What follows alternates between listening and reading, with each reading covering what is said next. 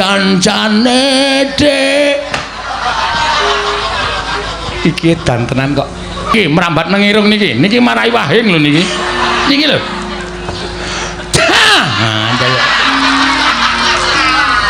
utek-utek nang jero anu. Ya wis seneng kawan Bagong. Padha kanthi Raharja sak praptamu Ponokawan. Nun amit pasang Kalimantabe. Tinebena ing iladune dumawahing tawang towang sinuwun linepatna ing tulak manuk. Menawi wonten lepat anggen kula munjuk atur ngersa paduka Gusti kula ingkang sinuwun diagung pangaksami kepareng aturaken sembah sumungkeming pangabekti kula kunjo nggih sinuwun. Iya Bagong ndak tampa pangestuku tampanana matur sembah nuwun. Niki ngamarta kok larone akeh banget to sinuwun. Iya Bagong. Niki nek tenggen kula wis tak plastiki, ceplokke ndok enak banget iki. Ponokawan Bagong padha Raharja sak praptamu. Wah nganter mlebu cangkem. Pangestunipun sinuwun Ndarawati wilujeng bekti kula kunjung nggih sinuwun. Iya Bagong tak tampa pangestuku tampanana Bagong. Kula pundhe nggo jimat paripun dayana ingkang santos. Ora sasok nirokke swaraning ratu nggih. Akarang kula niku nek krungu pangandikaning Ndara-ndara Pandhawa niku ati kula niku seneng. Sinuwun Puntadewa niku nek ngendika luro, alus, lembah manah, andhapasor. Ndara Werkudara nek ngendika ngopo Bagong? Sik mataku samberon. Ndara Werkudara nek ngendika gedhe gandem. Gandem arem so sistem. Ndara Janaka nek ngendika ya alus, monggo ya wah ora apik kabeh pokoke nyenengake. Iya Bagong nggih. Bagong. Nah, mak jelep nang ati. Mak jelep nang ati. Padha kanthi Raharja sak praptamu. Mengetenipun Ndara Werkudara wilujeng niring Sambikala. Bekti kula kunjung nggih, Den. Iya. Iki ngopo ngeplaki sirahe dhewe? Kencokane. Risi nek le jijik niku mboten wong laron niku kewan ora jijiki ming risi. Lah iya. Sampeyan nek risi mesti ya obah-obah to.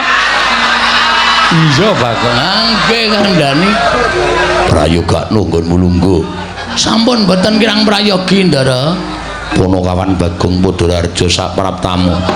Ndara Janaka wilujeng bekti kula kunjung. Iya Bagong ndak tampa pangestuku tampanana. Ponokawan Bagong padha Raharja sak praptamu. Ponokawan Bagong padha Raharja sak praptamu. Ndara kembar wilujeng bekti kula kunjung nggih Ndara. Iya Bagong. Pangestuku tampanana. Iya Bagong pangestuku tampanana. Kula pundhe nggo jimat paripin dayanana ing kasantosan. Ponokawan Bagong nuwun wonten pangending dawuh sinuwun. Ana wigati apa sowan mongko tanpa tinimbalan? Apa saka karepmu dhewe apa diutus dening bapakmu Semar? Kepareng ngaturaken tebah Siti Sekol binung teling keron kelapa. Apurenta mbok bilih wonten lepat kula anggen kula munjuk atur ngersa paduka Sang Nata. Iya Bagong ora dadi ngopo. Menika angka setunggal angka kalih munjuk atur ngersanipun sinuwun Prabu Darmakasuma bilih anggen kula ngabiyantara ngersanipun Nalendra ing Ngamarta menika mboten saking pikajengan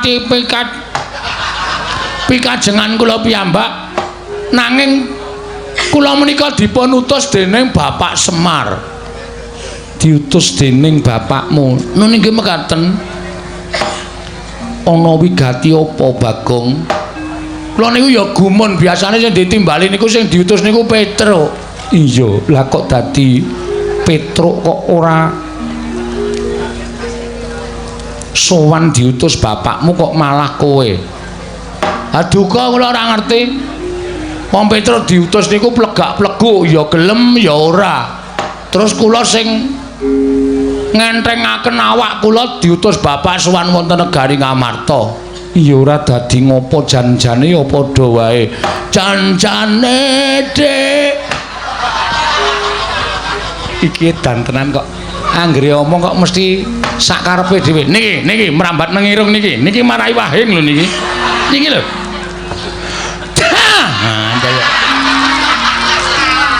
utek-utek nang jero anu ya wis senengno wae Bagong. Ngaten bapak niku nimbali kali kula Bagong. Anu Gareng karo Petruk kowe tak lumpukke. Iki aku duwe niat sarta duwe kajat. Ngerti nek aku bakal mbangun kayangan. Bapakmu bakal mbangun kayangan. Nggih, kula dhewe ya wis mak tratap. Bapak kok ajeng bangun kayangan niku wong bapak niku nuwun sewu. Pawone we ambruk ora dibenake kok. Ajeng bangun kayangan mongko ngundang anak-anake. Ha niki kula wis tratapan mergo anak-anake mesti jaluki sirkuler. Ning jebule mboten. Bapak maksudnya piye arep bangun kayangan ki maksudnya piye, Pak? Mergo kayangan sing arep tak piye to iki kok ana terus iki. Mergo sing arep tak bangun ki dudu kok lho iki lho iki. Iki lho.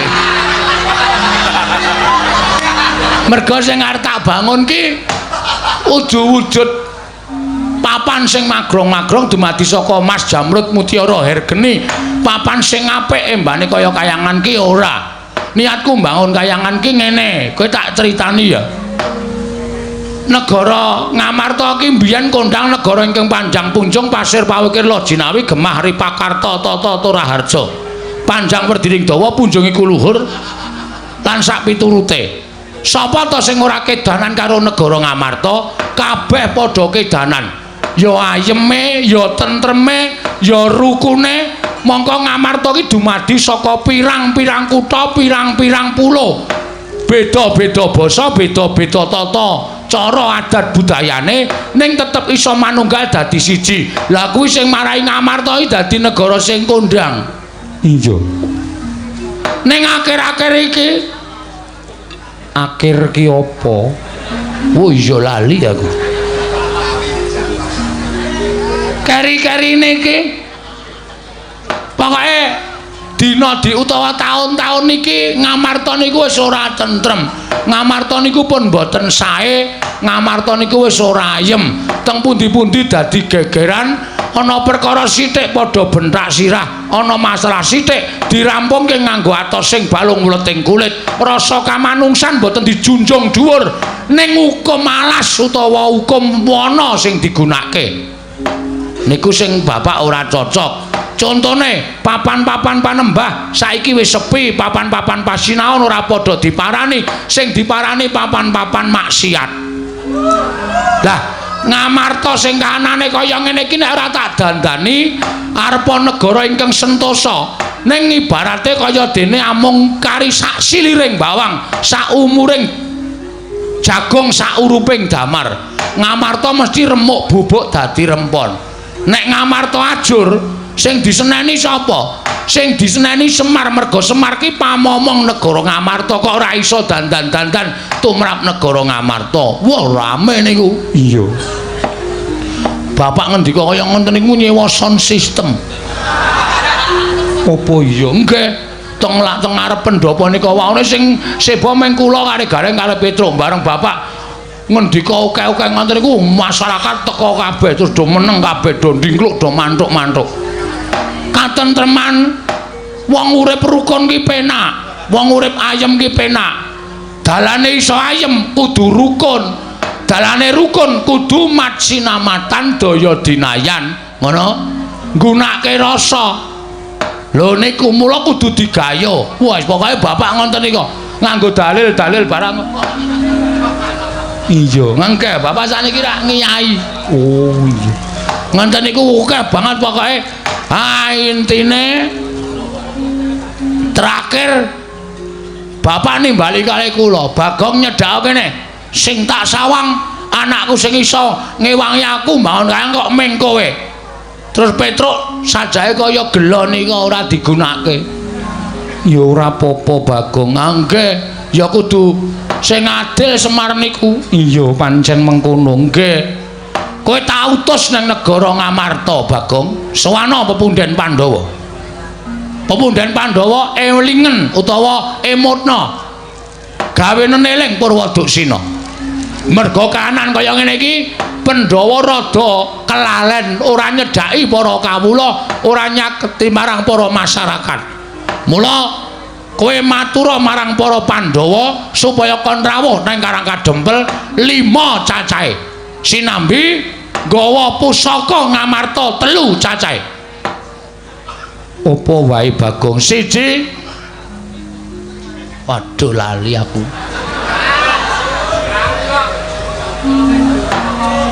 Tumbak Kiai Pleret. Udu. Non, napa pusakane napa jenenge? Tumbak Kara Welang. Ah, tumbak Kara Welang, payung motha. Nggo ngrukupi kowe kuwi apa piye? Payung Tunggul Naga.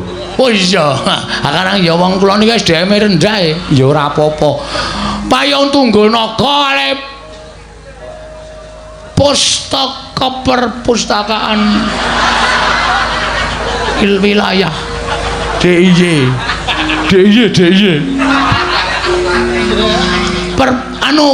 pustaka Jamus. Nah, pustaka Jamrut Jamus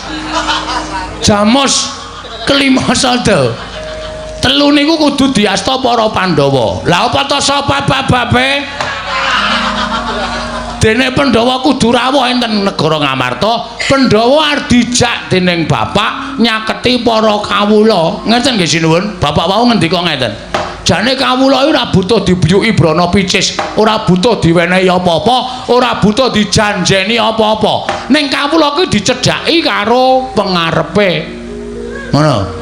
Mbah duka, mbah lurah, mbah bupati, mbah presiden kuwi nek cedhak karo rakyate bakale ditresnani. Mbah duka, mbah lurah, mbah bupati nek ora cedhak karo rakyate ora tepung kuwi arep ana rasa tresna saka ngendi? Ora bakal iso. Ngoten. Mula kudu tansah cedhak karo masyarakat. Elinga sampeyan iso lenggah dadi duka, dadi bupati, dadi lurah niku merga disengkuyung dening warga masyarakat, merga saka suarane masyarakat. Nek wis dadi aja lali dicedhaki para masyarakat. Suta Naya, ayo piye? Kahanan desamu piye? Sae, Pak, sae. Kurang apa? Kurang niki irigasi. Yo, gotong royong tak bantu bareng-bareng niku bakale dadine apik. Ngoten. Ning nek meng meneng wae lungguh sila tumpang kendangan dengkul duwe derajat duka lurah bupati rumangsa duwe derajat sing dhuwur dhewe nggo nepak mbun-bunane para kawula. Oh lah mbok sumpah wis to ora suwe upama dadi ming sak periode bar kuwi modar. Iya Bagong nggih. Mula sampean ngerti dhewe Semar niku dadi duka pirang taun? Meh seumur hidup. Ngoten. Merga bapak niku arepa wis tuwa, arepa bapak niku wis sepuh, ning ora ana sing wani ganteni bapak dadi pengareping Karang Kadempel. Bapak niku entrengan. Ana sripah wong irung mati bapak wis teka. Ayo perang gleleng. Bapak niku nek kok MC sripah ana wong kerokan wis dipesen. Iki seco nek mati aku sing MC. Lho pripun? Saking bapak niku lek tresna tenan. Iya. Ana pertemuan apa-apa bapak teka. Ana wong dandani dalan bapak teka arep wis tuwa. Nek ya kuat nek ming narik keseran bapak niki ya nyambut gawe. Lho, wong klumpuk niku ora kudu nyambut gawe. Waton gelem mlumpuk bermasyarakat nek ana tanggane rame-rame ayo dicedhaki ana apa to ayo dibantu ora perkara duit bantu moral ngono ya apik.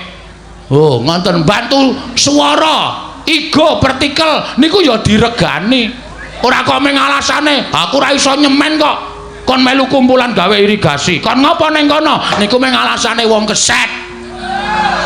Iya Bagong nggih. Aku ora iso ngaspal kok kon gawe dalan. Ngopo ning kono? Ha niku alasane wong keset. Ora kaya ngono. Sing apik niku kumpule. Kumpule niku sing apik. Bapak niku ora tau wegan. Oh, bapak niku tahlil ya mangkat, genduren ya mangkat. Sripah apa-apa bapak niku ora tau kok absen. Mesti mak petungul ngerti-ngerti ten riku. Mula masyarakat tresna, mula masyarakat sayang karo bapak. Nek sampean nganti lali nyedhaki para kawula, terus kawulane sakarepe dhewe ngenten iki sing tuna sapa? Samang. Samang ki apa? Cara desa aja digunakake ning kraton. Sampeyan kok samang. Samang niku singkatan saka sampeyan. Mung disingkat dadi samang. Oh ngono. Nggih nek cara nggen kula ngoten niku samang. Mula dinten iki kula sowan keparang samangke mugi andadosna ing kawuningan kula badhe ngambil 3 pusaka. Inggih menika Tumbak Karawelang, Payung Tunggul Naga kalih Pustaka Jamus Miang Jimat Kelima Sada sareng sak tindakipun pepunden Pandhawa. Ngoten mawon. Pun kula tunggu pangendhikanipun Sinuhun Prabu Darmakusuma. Werkudara, nggih. Piye Yayi? Ayo mangkat gegayuhane Semar ngelingake marang para Pandhawa. Yen nganti awake dhewe ora budal nyang Karang Kadempel, yen nganti Semar nesu sapa sing bakal ngereh-reh hatine Semar? Modal ora. Semar iki nek nesu bahaya e. Wingi bar nesu nguyuh sak nggon-nggon. Nang ngarepan dodo, nang pinggir omah dodo, ana daya barang dodo. Koko Prabu monggo bidal dinten menika. Koko Prabu monggo bidal dinten menika. Koko Prabu monggo bidal dinten menika. Yayi, nuwun mapunten, Werkudara. Nggih. Kosek Yayi. Saking tumindak kuwi kudu dipetung. Dipetung tegese piye? Aja grusak-grusu mengko yen ketemu dalan buntu ndak malah ora prayoga. Kresna kakangku Darbi pangandika apa? Werkudara. Saiki ngene, ora kok jeneng aku ngilani kelawan Kakang Semar ora. Ora kok jeneng aku kuwi nias marang Kakang Nayantaka ora. Jeraku ngerti dhewe yen to Kyai Semar kuwi pantisaning Sang Hyang Bathara Ismaya. Sapa to sing ora percaya marang Kakang Semar? Bebasan kae pusaka ingkang bisa kandha jimat ingkang bisa ngucap. Nanging petungen Semar kuwi menungsa lumrah, kedunungan ina lali salah apes lan mati. Jiwane kae yo jiwa menungsa. Mula ora mantra-mantra titisaning dewa, nadyan pun Kakang kuwi akeh sing nyebutake titising Sang Hyang Bathara Wisnu. Nang wis bola-bali pun Kakang kuwi tumindak luput. Wis bola-bali pun Kakang kuwi tumindak kleru, merga isih kesandingan wadak. Tegesipun isih kesandingan tata lair. Wong kang isih kesandingan wadak kuwi tegese gampang nglakoni keluputan. Mula Dimas, perkara iki dipetung aja kesusu budal nang Karang Kadempel. Tegese Kresna kakangku ngendika kaya ngono. Ora usah dadak mbok iker ngerke, aja mbok ubeng-ubengke. Gagi jujuken ana panyokra bawa apa kowe kelawan Kakang Semar. Werkudara. Tembung sing akeh-akeh saka pun Kakang mau lereke mung siji. Semar kuwi isih menungsa, kedunungan ina lali salah apes lan mati. Lah, kuwatiring pun Kakang ana tembunge si Bagong nyuwun ngampil pusaka 3, Tumbak Karawelang, Payung Tunggul Naga, kelawan Pustaka Jamus Miang Jimat Lima Sada. Ana rasa kuwatir penggalipun Kakang mbok menawa ana niat ala saka Kakang Semar kok kepengin nguwasani pusaka 3 negara Ngamarta. Lah iki lho Yayi, perlu tak petung. Merga dasare apa aku iso kandha kaya mengkono, Semar isih menungsa kedunungan wadak, tegese kedunungan luput. Mula perkara iki kudu dipetung, aja kesusu budal nang Karang Kadempel. Ning ditanjehke sik apa lahir batin Semar nggone bakal bangun kayangan, apa kabeh mau mung kinarya pawadan utawa kinarya alasaning Kyai Semar nggone duwe niat ingkang ora prayoga. Dene panjenengane kepengin gaya wujuding pusaka 3, Pustaka Jamus Lima Sada, Tumbak Karawelang, Payung Tunggul Naga. Werkudara. Kagiat risang kapirangu rinangkul kinempit kempit.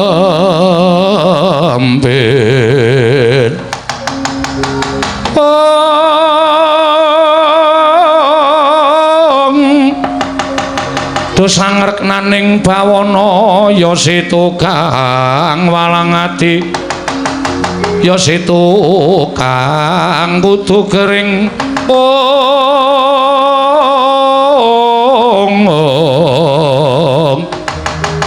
ya setu kang ana sing tias ing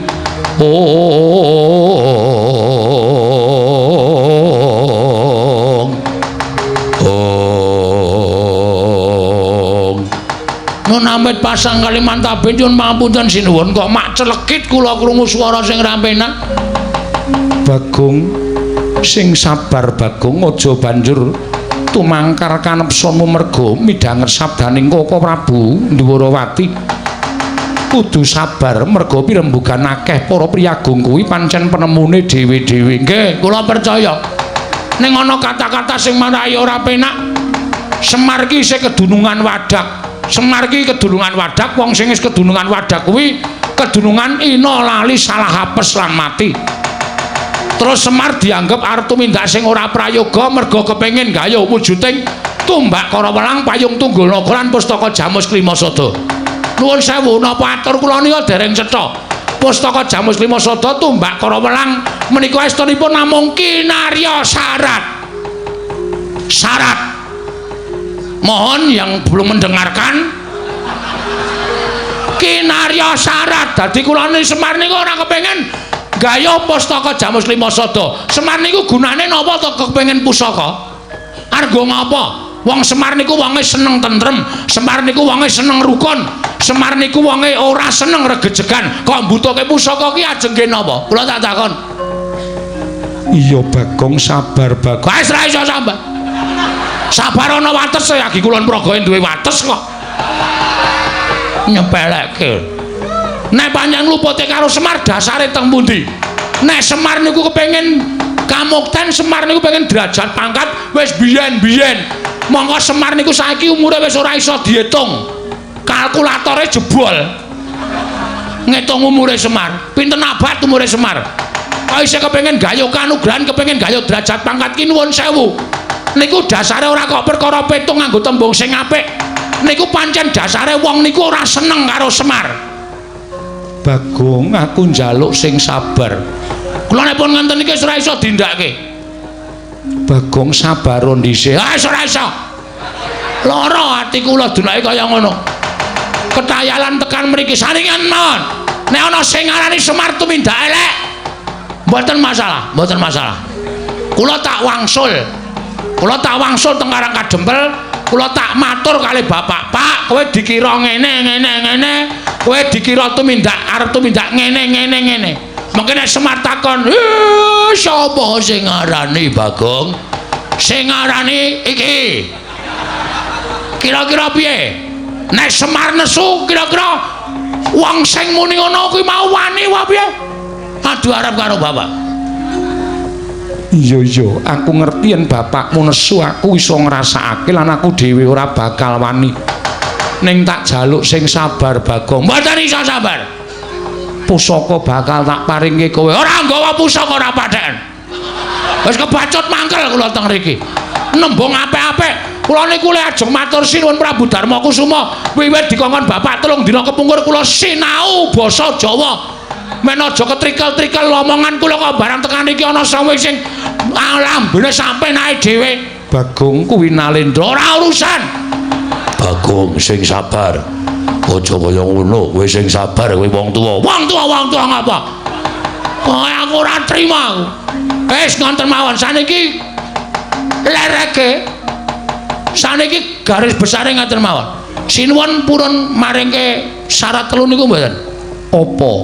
1 semen 3 sak. Aku ki jan mapikir aku malah bangun toilet terus. Tumbak Karawelang payung tunggul naga pustaka Jamus Miang Jimatulata ajeng mangpareke mboten. Nek sampean maringke matur nuwun tegese sampean sing kelingan karo labuhane Bapak Semar. Nek sampean ora maringke nggugu omongane wong sing ngandhake Semar kedunungan Wadak mboten apa-apa, mboten apa-apa. Ning ampun ngluputke kula nek bapak ninggal Pandhawa. Ampun ngluputke kula. Pandhawa iso kaya ngene iki merga sapa? Pandhawa cilik dileliting mlebu ngalas ditutke. Mlebu guwa ditutke karo bapak dijak prihatin. Tundhone saniki Pandhawa ngunduh wae ing pakarti. Iso mukti ngawibawa. Bapak ya tetep dadi abdi ora mundhak pangkate, ora ana kok tumenggung Semar niku mboten wonten. Niku ikhlas bapak nglakoni lelakon kaya ngoten niku ikhlas Ndara. Nek kok sampeyan wonten niku malah enten pangendika sithik wae ra nuwun sewu rada terus penggalih sampeyan ora tetek, ora tangguh, ora tanggon. tresna kakangku. Mergo saka pangendikamu Bagong nganti kaya ngono. Wah, piye iki le ngendhake? Ora ana sing ngendhake aku nek nesu. Nek ora diliwetke. Aku iki nesu anggere mambu. Sega terus mendho. Ayo, piye? Mboten wonten. Pun ngeten mawon kula mbak kokean omong nggih kula niku kesel. Omong terus saben bengi laran-laran. Ngenten mawon nggih. Tundhep pion. Mboten sak kula jreteh-jreteh sing angel-angel, kula tak wangsul. Bali piye? Bali matur karo bapak. Arep matur apa? Apa anane ajeng kula omong nggih bakone wong resik. Ora tau tumindak ngapusi kula niku ora tau tumindak ngapusi blas ora tau. A kula omongke A, B kula omongke B. Ora ana tetembungan Bagong kok dandang dikandhake kontol-kontol dikandhake dandang. Mboten, kasunyatan sing dumadi kula aturke ngersane bapak. Nang ngene bapak nesu, kula wis ora melu-melu, ora melu cawe-cawe. Nek nganti bapak kula lapori ngonten, Pandhawa kok kaya ngono. Aku dhewe sing ning Ngamarta. Kapok kabeh. Seli, wingi tanggane bapak dintuti bapak opname sepriki. Ngobal-obal entut ngeri tenan. Ambune sak bis mambu kabeh. Saya nek bar mayang, wah. Nggloso terus mengkurep dias. Wah, sampean ngerti abdine bapak sing jenenge Bagya. Saniki raine ireng matane mletis. Mergo kenontut niku wau. Asli kula ora golo. Pun ngoten mawon, sekecake lenggah kula tak matur karo bapak apa anane.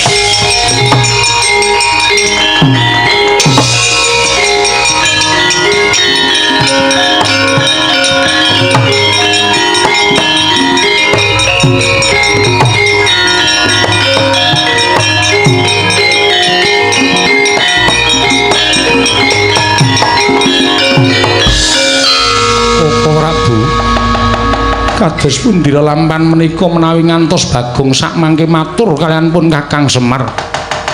Kula nuwun sewu mboten badhe kula tutup-tutupi nadyan Kakang Semar menika derajate ngaceplik. Nanging bloko soto blak kutang terus terang. Menawi ngantos Kakang Semar murina kalian para Pandhawa sinten ingkang badhe ngendhakaken Kakang Semar Koko Prabu? Wah, Kresna kakangku piye? Kowe kudu tanggung jawab. Aja meneng wae.